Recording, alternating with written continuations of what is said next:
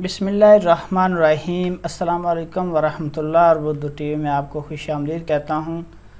वज़ारत सेहत के तर्जमान डॉक्टर मोहम्मद अब्दुल-अली ने कहा है कि सऊदी अरेबिया में इंतहाई महदूद पैमाने पर कोरोना वायरस की तीसरी खुराक देने का प्रोग्राम बनाया गया है। तर्जमान ने प्रेस ब्रीफिंग में कहा कि मदाफ़ियाती निज़ाम में खलल या इज़ा की पैबंद कारी वाले अफराद को ही दी जाएगी। ये ऐसे ज़िम्रे हैं जिन्हें इस हवाले से इंतहाई ज़रूरतमंद ख्याल किया जाता है। आजल वेबसाइट के मुताबिक अब्दुल-अली ने कहा कि तिब्बी मामलात से ये बात साबित हो गई है कि कोरोना वैक्सीन 2 खुराकें वायरस से बचाने के लिए काफ़ी हैं। उन्होंने मज़ीद कहा कि वैक्सीन की 2 खुराकें लेने से तवील मुद्दत तक कोरोना वायरस से तहफ़्फ़ुज़ हासिल हो जाता है। वज़ारत सेहत के तर्जमान का कहना था कि कोरोना वायरस की नई शक्लें ज़्यादा ख़तरनाक हैं और ये तेज़ी से फैलती हैं। इनसे तहफ़्फ़ुज़ का मुनासिब तरीक़ाकार वैक्सीन की 2 खुराकें लेना ही है। वज़ारत सेहत ने हदायत की है कि कोरोना SOPs की पाबंदी करते रहें। सेहती ऐप या तवक्कलना ऐप के